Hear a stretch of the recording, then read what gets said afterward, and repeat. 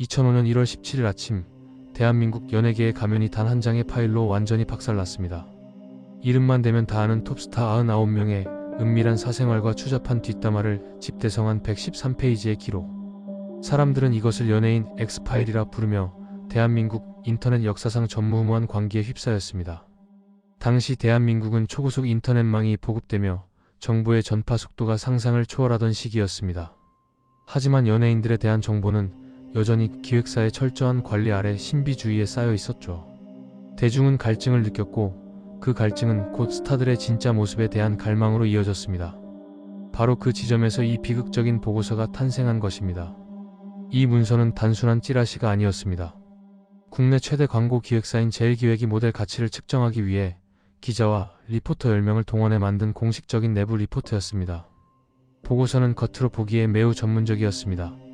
각 스타를 매력, 재능, 자기관리 등의 항목으로 나누어 점수를 매겼고 심지어 향후 성장 가능성까지 수치화했습니다.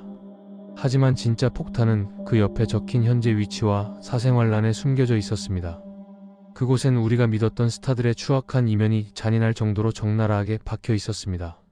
보고서의 분류 체계는 치밀해서 더 소름 돋았습니다. 스타들을 S등급부터 C등급까지 나누고 각 인물에 대한 업계의 평판을 팩트와 루머로 구분해 기록했습니다. 하지만 그 구분이 무색하게도 내용물은 차마 입에 담기 힘든 수준이었습니다. 가장 먼저 타겟이 된 건 국민적인 사랑을 받던 톱스타들이었습니다. 단아하고 청순한 이미지로 전 국민의 연인이었던 여배우 어양. 그녀의 실체는 스폰서 없이는 생활이 불가능한 사치광이자 일반인은 상상조차 할 수 없는 변태적인 성취향의 소유자로 묘사되었습니다. 바른 생활 청년 이미지로 수십 개의 광고를 휩쓸던 남자 배우 비군 역시 예외는 아니었습니다. 리포트 속 그는 촬영장 스태프들에게 입에 담지 못할 폭언을 일삼는 인성 파탄자였으며 여러 명의 동료 여배우와 동시에 부적절한 관계를 맺고 있는 남봉꾼으로 기록되었습니다.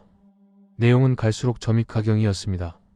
모 여배우는 정재계 인사들과의 미래 현장이 포착되어 입막 음용으로 거액을 받았으며 그 돈으로 도박판을 전전한다. 모 남자 스타는 사실 지독한 동성애자이며 자신의 정체를 숨기기 위해 계약 연애를 반복한다는 식의 확인되지 않은 폭로들이 줄줄이 이어졌습니다. 심지어 특정 연예인의 반복된 낙태 경험이나 마약 복용 의혹, 심각한 알코올 중독 같은 범죄 수준의 이야기들까지 마치 기정사실인 양 아주 정교한 표로 정리되어 있었습니다. 대중은 배신감과 관음증 사이에서 미쳐갔습니다. 인격살인이라는 도덕적 비판은 호기심이라는 인간의 원초적 본능 앞에 힘을 쓰지 못했습니다. 파일은 메신저와 이메일, 그리고 당시 유행하던 PEP 사이트를 통해 빛의 속도로 퍼져나갔습니다. 2005년에 직장인들은 업무를 전면 중단한 채 파일을 구하려 혈안이 되었고 파일 전송량 폭주로 인해 주요 포털 사이트와 기업 사내 서버가 마비되는 초유의 사태까지 벌어졌습니다. 사람들은 카페에서, 술집에서, 심지어는 집안에서도 서로에게 물었습니다. 야, 너 그 파일 봤어? 거기 나온 시향 이야기가 진짜라며? 이 보고서가 더 큰 파괴력을 가졌던 이유는 그것이 전문가들의 정보라는 탈을 썼기 때문입니다. 현직 기자와 리포터들이 술자리에서나 주고받던 확인되지 않은 가십들이 대형 기획사의 로고가 박힌 문서에 정리되자 대중은 그것을 진실로 믿기 시작했습니다. 이는 연예인 개인의 사생활을 넘어 한 사람의 인격을 사회적으로 매장시키는 거대한 단두대가 되었습니다.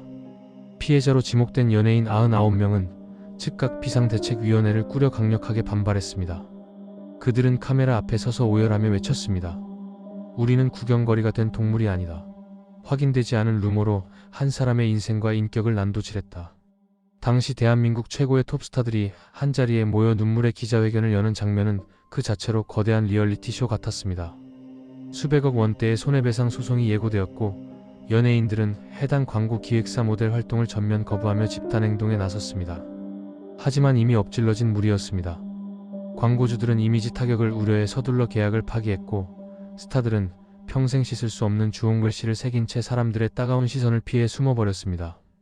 더욱 기가 막힌 것은 이 거대한 비극의 시작이 고작 사소한 방심에서 비롯되었다는 사실입니다.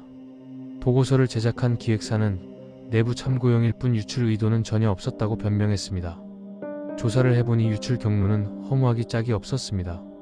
자료를 전달받은 외부 리서치 업체 직원이 자신의 동창생에게 너만 알고 있어라며 넘겨준 파일 하나가 도미노처럼 번져 대한민국 전체를 집어삼킨 것입니다. 단 한 사람의 가벼운 손가락 끝에서 시작된 장난이 누군가에게는 평생을 따라다닐 죽음보다 더한 고통이 된 셈입니다. 이 사건은 한국 연예계의 판도를 완전히 바꾸어 놓았습니다. 기획사들은 소속 배우들의 사생활 관리에 집착하기 시작했고, 계약서에는 사생활 문제 시 엄청난 위약금을 무는 조항들이 생겨났습니다.